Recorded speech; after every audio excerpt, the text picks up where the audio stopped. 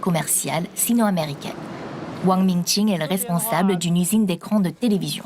Courage les camarades. Depuis son retour à la Maison-Blanche, le président américain Donald Trump a imposé 20% supplémentaires de droits de douane sur tous les produits chinois. Cela s'ajoute aux taxes déjà en place sur une large gamme de produits, y compris les écrans. Aujourd'hui, moins d'un tiers de la clientèle de Wang est américaine, contre 70% en 2019, avant la première vague des droits de douane. Dans cette industrie, le rêve américain a perdu de sa superbe. Actuellement, l'entreprise se tourne vers les marchés en Asie du Sud-Est, en Asie centrale et en Afrique. Notre prédiction pour l'avenir se concentre principalement sur la Russie ou l'Ukraine, car ces pays doivent se reconstruire après la guerre. Si certaines entreprises se tournent vers des horizons plus prometteurs, d'autres ne se laissent pas décourager. Cette entreprise de matelas produit 10 000 pièces par mois, dont 90% sont expédiées vers les États-Unis. Le directeur général Wu Youxing nous explique qu'il travaille avec des entreprises de logistique qui exportent ces produits via la Corée du Sud, la Malaisie ou bien l'Indonésie. En 2019, Washington avait déjà mis en place ses taxes sur les matelas chinois. Malgré cela, les importations chinoises dominent le marché américain. La raison pour laquelle le marché et le gouvernement américain sont si réticents face aux produits chinois, c'est que la force croissante du Made in China les inquiète. Wu est confiant en ses produits, mais vu l'incertitude ces derniers temps, il a quand même un plan B. Son entreprise réfléchit à une expansion vers l'Allemagne ou l'Australie. Quand elle fait ses courses, Hélène Dumais suit désormais une règle, éviter d'acheter américain. Ça, c'est québécois. Derrière ce choix, Donald Trump et ses promesses de guerre commerciale contre le Canada, pourtant partenaire numéro 2 des États-Unis après le Mexique. Beaucoup de gens cherchent à exprimer leur colère, sentiment de trahison par rapport aux États-Unis. Au-delà du panier des consommateurs, le boycott est suivi par toute une chaîne de distribution.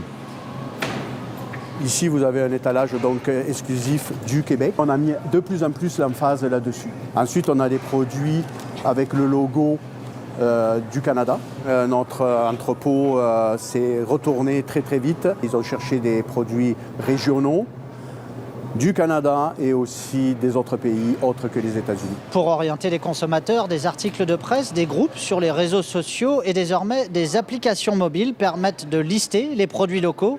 Mais difficile souvent de frapper les entreprises américaines au portefeuille sans pénaliser dans le même temps l'économie canadienne. Salut. Voilà comment ça sort et c'est comme ça sort. En fait, j'ai réécouté le message le discours de Donald Trump, mais ça m'a un peu surpris. Surpris pourquoi? Parce que il dit dans son discours qu'il ne savait pas que le droit de douane qu'il avait imposé pouvait pouvait avoir autant d'impact sur l'économie. Mais attends, moi, je l'aimais beaucoup, hein, mais là, il commence à m'envoyer un peu dans les nuages parce que je n'arrive pas à comprendre. C'est un président, il a des conseillers et il a tout à disposition pour contrôler tout. Bien avant d'annoncer quoi que ce soit, bien avant de prendre des décisions, il a eu à réfléchir 1000 fois et il a eu des conseillers avant de dire quoi que ce soit en public. Donc moi, je ne crois pas que... Bon, peut-être que c'est un discours politique qu'il est en train de mener parce que les politiques ont tout le temps cette manie de retourner leurs paroles, de pouvoir faire croire aux autres qu'ils sont les meilleurs et qu'ils arrivent à tenir, ils arrivent à faire ceci, ils arrivent à faire cela et qu'ils sont les parfaits. Mais là, comme on l'a dit, lui c'est un gars qui change du jour au lendemain. Mais là, il m'a surpris. La vidéo bien avant, les Chinois et les Canadiens ont choisi de se réorienter économiquement Parce que la Chine, par exemple, elle cherche à traiter avec d'autres pays. Et ça, c'est très important. Parce qu'il ne faudrait pas être figé sur un seul pays, un seul endroit où tu commerces. Et puis, si demain ça ne va plus, tu ne sais plus où aller. Et là, c'est un problème grave. À partir de ce droit de douane que Trump a imposé au monde entier, je crois que ça va faire beaucoup réfléchir tous les pays, tous les dirigeants de ce monde, la diversité de, comment on appelle, du commerce, des traités commerciaux, du fait que si demain, par exemple, comme les États-Unis ont fait, ou se diriger, mais si vous n'avez pas un seul endroit où vous allez, où vous portez vos marchandises, on se croit que vous avez la possibilité, quand un côté fait faillite, vous pouvez vous redresser sur d'autres côtés. Parce que là, il a fait comprendre que les États-Unis, étant une puissance mondiale, va quand même, comment on appelle ça, peut faire, peut, comment je peux appeler ça, peut faire à sa guise tout ce qu'elle veut. Bon, moi je dis que cette manière de faire, la manière dont les États-Unis se comportent, c'est comme si, à part eux, on ne peut pas aller quelque part d'autre. C'est vrai, 54 pays ensemble, bon, c'est beaucoup, mais ce n'est pas le monde entier. Voilà. Comme la Chine est en train de le faire, se rebattre sur l'Europe et sur l'Afrique, sur le monde entier, à part les États-Unis. Mais le problème est que se rabattre sur l'Europe, c'est un problème où l'Europe déjà bien longtemps en train d'étudier cette histoire-là et qu'on ne vienne pas leur déverser toute la marchandise chinoise, pardon, la chinoise ici. Mais il faut savoir que à tout le coup, une bonne partie va venir ici. Parce qu'il y aura des trafiquants, il y aura tout. Ça va arriver. Mais l'Europe va tout faire pour renforcer sa douane pour ne pas que trop de marchandises chinoises arrivent en Europe. Et ça, c'est très important. Par exemple, le Canada a choisi de faire autrement. Au lieu d'importer, d'exporter, on préférait se ressourcer et surtout consommer comme les produits canadiens, surtout le Québec. Le Québec a commencé à boycotter les produits américains. Et ça aussi, c'est une force. Si aujourd'hui, comme Donald Trump l'a fait, c'est vrai, il a ses raisons. Peut-être qu'il m'a mal jugé. Moi, je dis qu'il y a beaucoup d'économistes ici en Europe qui ont parlé de sa stratégie. C'est pas aussi mauvais. Mais il faut savoir que en un rien d'état, c'est pas facile de pouvoir industrialiser ton pays en un rien d'état. Mais il faut savoir négocier avec ces investisseurs-là afin de pouvoir venir. Mais d'un coup comme ça, un coup de matraque comme on l'appelle, moi je trouve que c'est un peu difficile. C'est un peu difficile parce que c'est vrai ce qu'il est en train de faire. Aux États-Unis, ceux qui ont un peu plus d'argent, ceux qui sont un peu plus riches, ne vont pas beaucoup subir ce droit de douane sur la Chine. Parce que si tu vois aux États-Unis, il y a, comment on appelle ça? Il y a, je peux dire, il y a une majorité de population américaine qui vit dans la pauvreté et qui arrive à s'en sortir avec les produits chinois qui coûtent un peu plus moins cher. Donc, si aujourd'hui ces produits sont taxés et qu'ils n'arrivent plus à faire entrer, cette population va se rébeller. Et si on va voir même dans le fond de la chose, c'est que c'est ces mêmes populations-là qui t'ont voté. Donc, quelque part, tu es en train de scier sur l'arbre où tu es assis. Bon, peut-être que comme tu as eu 2 mandats, tu ne peux plus venir te représenter, donc c'est normal parce que les États-Unis, la loi le dit, la Constitution, pardon, le dit que après 2 mandats, tu ne peux plus te représenter. Ouais, tu comprends? Donc, ce que je veux dire par là est que il a fait fort, il a vraiment fait fort. Et ça, moi, je crois que il est en train de pousser le monde entier à pouvoir diversifier je ne peux pas dire son économie, mais son marché d'exportation. Voilà, diversifier ça. Parce que, à voir de près, si sur ce problème-là continue, ça perdure, vous allez voir que d'ici peu, c'est les Américains même qui vont avoir de sérieux problèmes.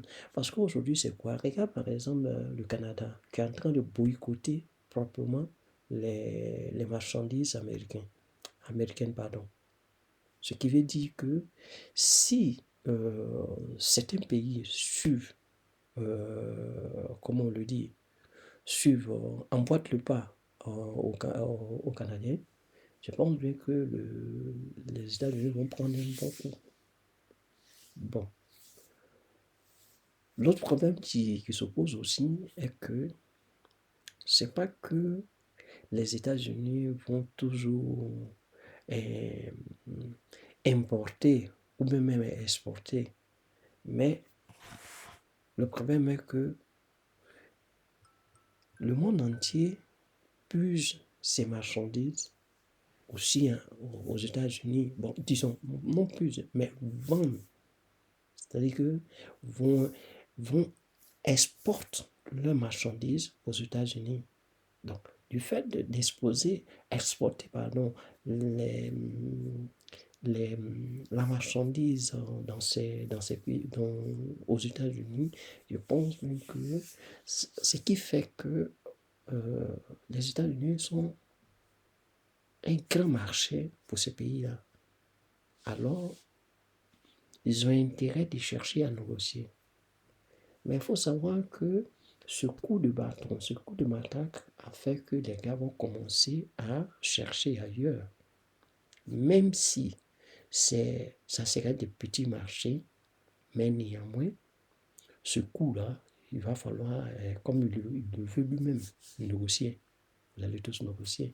Mais à la fin, si même tu vas gagner, mais ça serait un coup dur pour les États-Unis parce que aux États-Unis, il y a le putsch.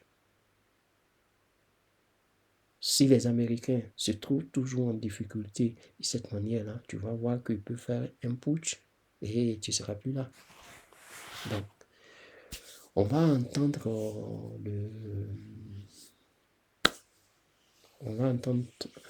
Trump. Moi, au début, j'étais soutenu avec mes vidéos, mais ici, je vois que je commence à dandiner un peu. Moi, je dis vraiment la vérité sur cette chose-là. Donc, je n'aimerais pas me voir en train de me tirer entre moi-même, quoi. Mais ça me fait prendre un coup. Sinon, sa stratégie est une bonne stratégie du fait qu'en négociant avec les investisseurs, il peut venir créer des usines aux États-Unis qui vont créer des emplois. là, on est d'accord. Mais ce n'est pas un truc qui s'est fait à coup de baguette magique. Là, tu comprends? Donc, quelque part, il va falloir revoir sa position un peu. Sinon, pourquoi le maître, le monsieur, il a reculé de 90 jours? 90 jours pour prendre le temps de réfléchir sur l'acte qu'il a posé. Et ces 90 jours-là, ça va lui permettre d'analyser à fond ce droit de douane. Il y a des pays où il va enlever complètement. Parce qu'il y a des pays où il ne peut pas maintenir sa parole là. Par exemple, la Chine, où il est arrivé à 145, non, c'est trop. Le gars, il ne peut même pas vendre une aiguille. Non, c'est pas possible. Une aiguille, il ne peut pas. 145, tu te rends compte? Oh, c'est pas possible. Donc, par rapport à ça, il faudrait qu'il revoie sa position. Ces 90 jours-là, ça va lui permettre aussi de réfléchir et permettre à tous les négociateurs de trouver vraiment la stratégie juste pour pouvoir négocier avec lui. C'est ça. Écoutons-le, comme ça on va savoir un peu qu'est-ce qu'il est en train de dire par rapport à ces 90 jours. Décision mûrement réfléchie ou impulsion soudaine, la suspension temporaire des droits de douane américains pour 75 pays en a surpris plus d'un. Alors que les bourses mondiales sont à la peine et que les signaux d'alarme s'allument aux quatre coins du monde, Donald Trump reconnaît finalement que son matraquage économique avait de quoi en effrayer plus d'un. Je ne savais pas que cela aurait un tel impact, mais c'est la plus forte hausse de l'histoire du marché boursier. C'est plutôt bien. Mais le marché était malade il y a 4 semaines, car les échanges étaient malades. Ce n'était qu'une question de temps. Je ne blâme pas les droits de douane, je pense que les droits de douane ont simplement amplifié la situation. Mais moi, je ne comprends pas. Si tu ne blâmes pas les droits de douane, alors pourquoi tu as augmenté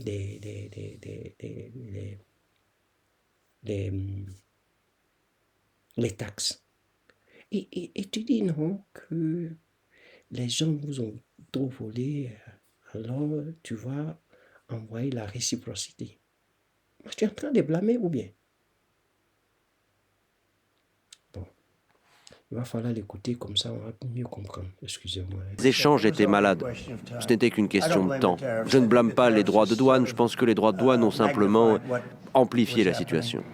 Mais ce sont les alertes américaines qui semblent avoir convaincu Donald Trump de rétropédaler. En 2 jours, les taux d'emprunt du marché duquel se servent les États-Unis pour financer leur dette fédérale déjà colossale ont bondi de 0,7%, laissant craindre des risques de flambée de l'inflation et de récession. Et au sein même de son clan, plusieurs partisans et milliardaires américains ont vivement critiqué ces tarifs douaniers prohibitifs. Parmi eux, le sénateur Ted Cruz, l'investisseur milliardaire en fonds spéculatifs Bill Ackman et même Elon Musk. Pas question d'une certaine influence sur les décisions gouvernementales. Du côté de l'administration Trump, on insiste sur le côté stratégique de la manœuvre. Dimanche, lui et moi avons longuement discuté. C'était sa stratégie depuis le début. On pourrait même dire qu'il a mis la Chine dans une mauvaise position. Ils ont réagi, ils se sont révélés au monde comme de mauvais acteurs. Et nous sommes prêts à coopérer avec nos alliés, nos partenaires commerciaux qui n'ont pas riposté.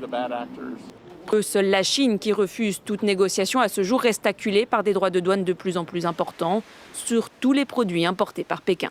Ils se sont élevés dans l'entourage du président. Donald Trump est-il mal conseillé, mal entouré ? Je pense qu'il est très mal entouré. Je pense que la seule personne qui a encore de la crédibilité vis-à-vis des marchés financiers, c'est son secrétaire au Trésor, donc Scott Bessent, qu'on a vu dans le reportage. Malheureusement, il avait été complètement mis sur la touche dans la conception de cette stratégie commerciale qui avait été laissée entre les mains des plus loyalistes, c'est-à-dire Peter Navarro et Howard Lutnick. Et aussi Elon Musk, qui s'oppose à ces hausses de tarifs. Oui, mais lui n'a pas la crédibilité. Il n'a pas la crédibilité avec les marchés financiers. Il va l'avoir plus en termes qu'industriel implanté aux États-Unis. Superpuissance. Donald Trump et Xi Jinping lancés dans un bras de fer qui pourrait faire vaciller l'économie mondiale. Les hostilités ont commencé il y a quelques semaines lorsque Donald Trump impose des tarifs douaniers supplémentaires à la Chine. La Chine était de loin le plus gros profiteur de l'histoire, comme d'autres. Mais il fallait que quelqu'un le fasse. Il fallait que cela cesse. Ce n'était pas viable. Mais la Chine ne compte pas s'incliner devant Donald Trump et les pressions américaines. Si les États-Unis choisissent la voie de la confrontation, la Chine se battra jusqu'au bout. Cela porte gravement atteinte aux droits et aux intérêts légitimes des entreprises chinoises et affecte gravement la stabilité de l'ordre économique mondial. Plusieurs entreprises américaines n'ont plus le droit de faire du commerce avec la Chine. Et une limite sur les exportations de métaux rares a été mise en place par le gouvernement chinois. Vendredi, les médias d'État chinois projettent un air de confiance à la une du quotidien du peuple, le journal officiel du Parti communiste chinois. Un éditorial titré « Croyez en la Chine, croyez en l'avenir ». Dedans, la conviction que, je cite, l'économie chinoise sera plus forte après la tempête. Le tabloïd nationaliste, le Global Times, insiste que la Chine ne veut pas se lancer dans ces guerres tarifaires et commerciales, mais elle n'en a pas peur. Le ministère des Affaires étrangères prend toujours un ton plutôt dur, insistant que les actions de Washington sont vouées à l'échec, alors que le ministère du Commerce espère que les États-Unis rencontreront la Chine à mi-chemin. Pékin tente donc de trouver un terrain d'entente avec Washington sans se faire humilier. Parmi les mesures prises jusqu'alors côté chinois, une réduction de films américains importés, des droits de douane sur les produits agricoles américains comme le blé, la volaille, le coton et le bœuf, ainsi qu'un renforcement des contrôles à l'exportation de ces terres rares. Sage est l'un des plus prisés des géants des mers. Chaque jour, à travers ces immenses écluses, transitent des millions de tonnes de marchandises venues du monde entier. Le canal de Panama, qui relie l'Atlantique au Pacifique, est devenu l'un des axes principaux du commerce international. La plupart des cargaisons qui transitent ici vont ou partent des États-Unis, soit environ 75%. Et la Chine est notre deuxième client. Légalement, seul le Panama est autorisé à intervenir sur le passage. C'est lui et lui seul qui peut laisser passer les navires. Mais ce qui inquiète aujourd'hui les États-Unis, c'est la présence à l'entrée et à la sortie du canal de 2 ports, gérés par une société hongkongaise, Hutchinson. Ils opèrent depuis 1997 sur la zone. C'est ici que les cargos sont chargés et déchargés. Aucun lien avec le gouvernement chinois n'a jamais été constaté. Cependant, la présence chinoise au Panama est bien réelle. En 2017, le président chinois Xi Jinping vient en grande pompe inaugurer l'inscription du canal de Panama dans les nouvelles routes de la soie chinoise. Le pays s'y massivement dans des infrastructures, comme avec ce terminal pour bateaux de croisière ou avec la construction d'un nouveau pont au-dessus du canal. Mais le Panama vient de se retirer du projet des nouvelles routes de la soie. Démonstration de force avec tirs réels de longue portée.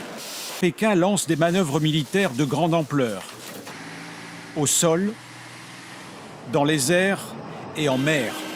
Des images fournies par l'armée chinoise avec message de propagande à l'attention de Taïwan.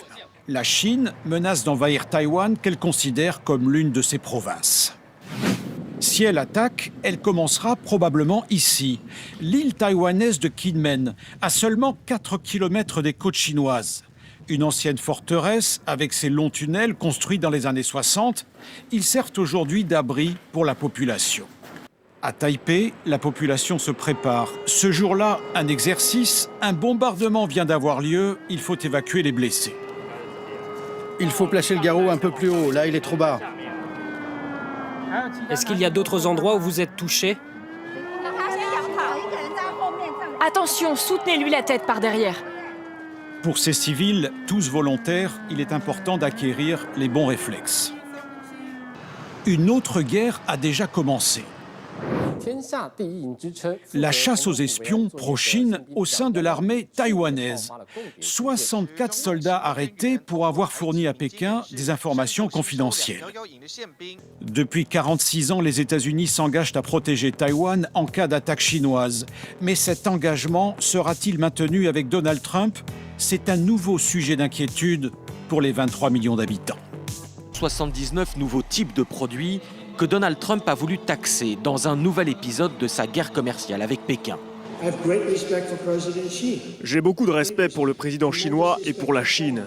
Mais ils se sont servis de nous pendant des décennies. alors que c'est grâce à nous que la Chine s'est reconstruite. Aujourd'hui, c'est une valeur de 13 milliards d'euros de produits chinois qui sera taxée par les États-Unis.